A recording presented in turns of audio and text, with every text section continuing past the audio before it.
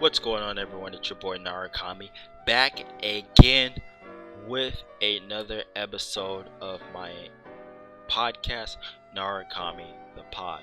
For those of you that are new to my channel, Narukami the Pod is a podcast in which I give my thoughts and opinions on various different things that are going on in the gaming community. If you guys are new to the channel and also love to hear the sound of my lovely voice, don't forget to hit the subscribe button and also click that notification bell to get a notification for whenever I drop another upload. So normally when I do these podcasts, I typically have a co-host with me, but unfortunately today I do not have one. But it's okay, because I will be holding the fort down. Today I want to talk to you guys about Capcom Pro Tour's move from offline to online and give you guys what I believe are the positives and negatives of this move.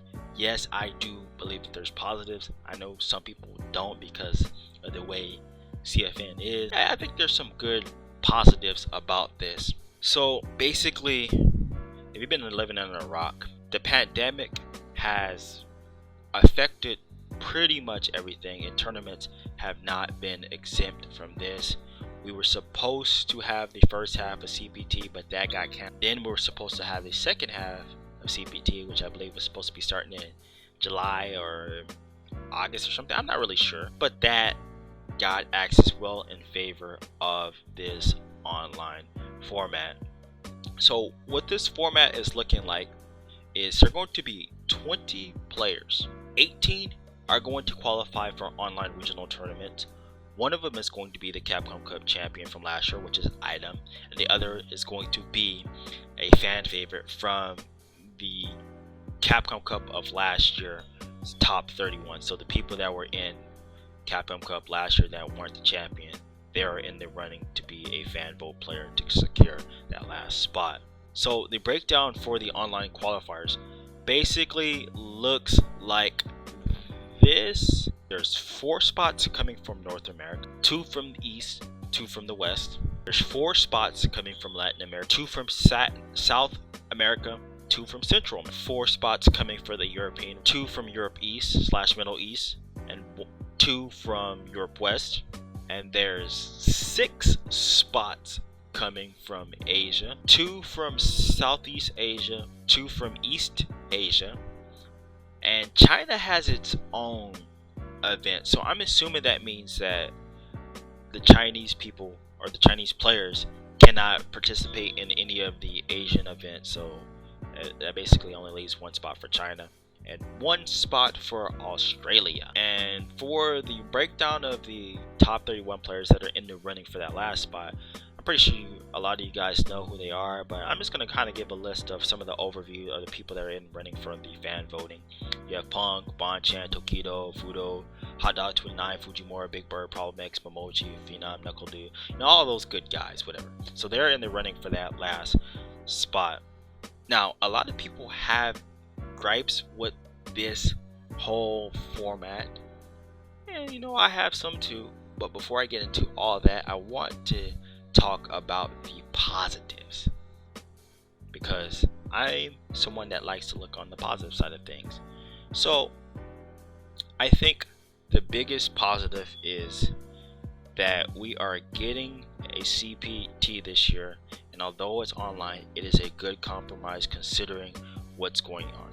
Because if they were to just do the second half of CPT, which I thought they were going to do, it would have been pretty jacked up, because there was 6 premier events and there was only 1 premier event in America. All the American premier events were in the first half, and so if you were an American player, you would have had to travel just to have an opportunity to qualify for Capcom. And it wasn't just like traveling here, like to this place or this place. It wasn't so easy or anything like that. It was traveling from, I think, from like France to like Japan, and just all sorts of just crazy traveling. It was like crazy. It was basically you had to be a sponsored player. You weren't qualifying if you weren't sponsored. And so them putting it online makes it to where it isn't built on money. And so I think that is a pretty cool way of compromising, especially with the current situation that has been going on and how it's affected a lot of the stuff that a lot of us like to do. Now, the other positive I think for this is that with this being online, you can have the chance of someone completely random getting into Capcom Cup. Now, I'm gonna go out and say this. I personally do not think that random is going to come from America, but it could happen. I mean, for all I know, it could be me. It could be your boy. I could qualify for Capcom Cup. It'd be sick. Oh, I gotta maybe throw my hat in there, but I think from America, I think one of the upper echelon players will probably qualify, but I think the greatest chance of an unknown player getting into Capcom Cup is from the Asian region. The reason why I think that is because, man, I've watched a bunch of different of these pros, Japanese players streams, and some of these players that they play, bro, they be cooking them on their own stream. They be cooking these pros, and these guys are online monsters. Some of them are like high warlords and stuff like that. Some of them are ultimate grandmasters and all that other stuff, and they're just cooking some of these pros. And I'm thinking, man, the level of competition over there is so stiff that even the pros are having not just difficulty with the higher level players, but with the so-called lower level ranks, with the ultra diamonds and the diamonds. Their scene over there is just so crazy. And so I think that some random unknown can come from Asia and qualify for Capcom Cup, and I'm really excited about the possibility of that happening. Now, here's another positive. I actually don't have a problem with the last spot coming from the top 31 and it being fan vote. I know some people are like, well, it promotes, like, I don't know, like favoritism or whatnot. It's basically a popularity contest, but I don't have an issue with it because it's strictly locked to the top 31 players from last year. So meaning somebody from last year's Capcom Cup gets to return based on fanfare, and I think that's fair. No one wants to see some random from, I don't know, in America qualify based on some fan vote. We actually get to see the players that we want to see get put in there, because I do think, like I said, the Japanese players are going to have a harder time getting in, so we might be able to get some of the players from last year that are Japanese in there. And so I think that's awesome, and I have no problem with the fan vote. Some people do. I don't. I see it as a positive. I see it as a plus, because if that's the way you're going to treat the spot, then I think it's the best and possible fair way to treat it. Now, on to the bad. Number one, we already know what I'm going to say. I don't even need to say it. For those of you that have already played Street Fighter V, you guys know the state of the netcode. It is almost unplayable now, and it's sad.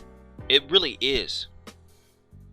Like, trying to play this game online, it's just so frustrating because there's constant lag, and now instead of it teleporting, the game is now dropping your inputs.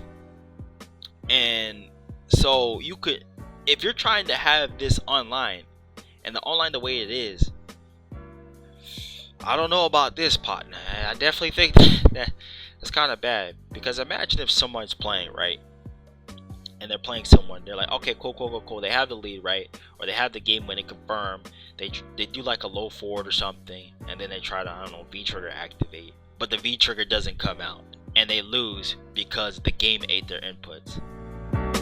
I'm pretty sure that person's not going to be happy, and if that happened to me, I would probably not be happy as well too.